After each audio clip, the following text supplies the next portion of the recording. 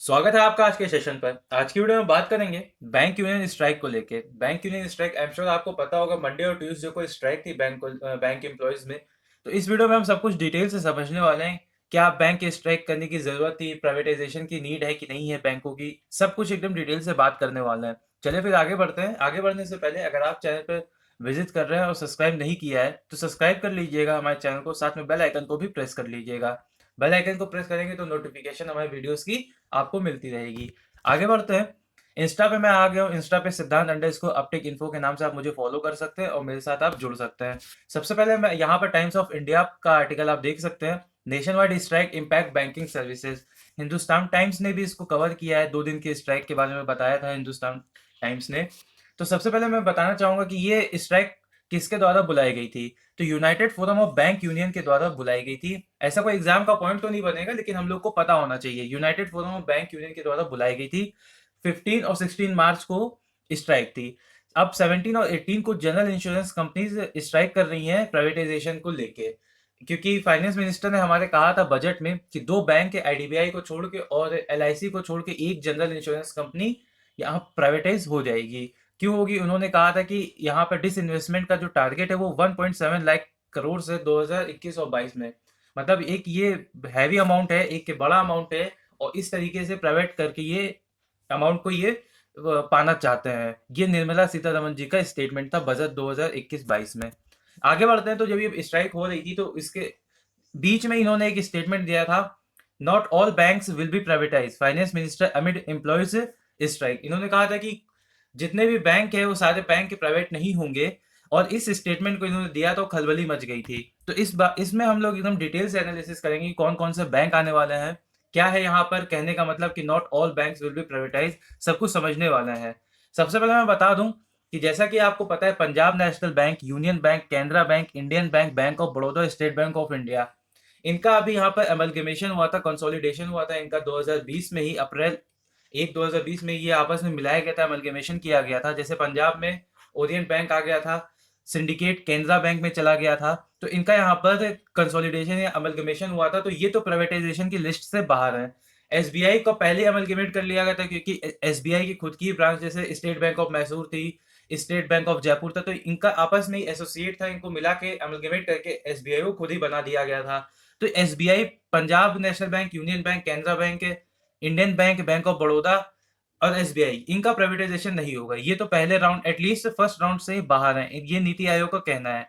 इसके बाद ये भी कहा था कि स्टेट बैंक को हम प्राइवेटाइजेशन बैंक से हम बाहर कर रहे हैं। उसके रीजन है क्योंकि ये सरकार का बैंक है। स्टेट बैंक में 66 पॉइंट समथिंग परसेंट की स्टेक होल्डिंग है गवर्नमेंट की, इस वजह से प्राइवेट तो नहीं होगा एसबीआई। अब बात कर लेते हैं कौन कौन से बैंक होने की चांसेस है। तो मैं आपको बता दूं, Indian Overseas Bank, Central Bank of India, UCO Bank, ये है prompt corrective action framework of वो RBI, Reserve Bank of India की, ये प्रॉम्प्ट करेक्टिव एक्शन में है। अब ये प्रॉम्प्ट करेक्टिव एक्शन क्या है, सबसे पहले मैं आपको यही बता देता हूँ।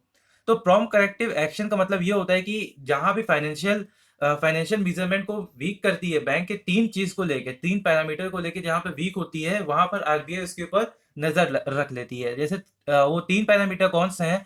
कैपिटल रेशियो है, एसेट इक्वलिटी और प्रॉफिटेबिलिटी। अगर उसका प्रॉफिट नहीं आएगा, कैपिटल रेशियो मतलब उसका जितना भी लोन एडवांस है वो अगर नहीं सही है, और एसेट, एसेट मतलब जैसे वहाँ की, अब ये फर्नीचर हो गई, ये सब के एसेट जितने भी है, एसेट बेसिकली यहाँ पर कैश से भी आप कह सकते हैं, कैश से रिलेटेड एसेट की यहाँ पर बात कर रही है। अगर ये 3 पैरामीटर्स पे अगर फुलफिल नहीं कर रही है तो आरबीआई बैंक को डाल देती है प्रॉम्प्ट करेक्टिव एक्शन के under.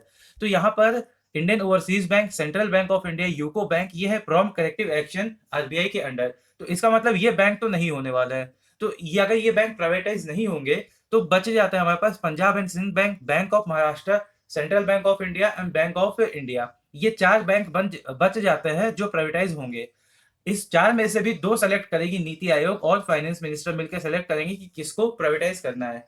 Punjab and Sind bank ये हो सकता है मोस्ट प्रोबेबली, और बैंक ऑफ महाराष्ट्र, क्योंकि इन लोगों का प्रॉफिट रेशियो बहुत ही कम है इकोनॉमिक के टर्म में। तो ये था प्रॉम्प्ट करेक्टिव एक्शन, और कौन कौन से 4 बैंक है ये भी मैंने आपको बता दिया। अब बात कर लेते हैं वाई प्राइवेटाइजेशन ऑफ बैंक है, क्या ये जरूरी है?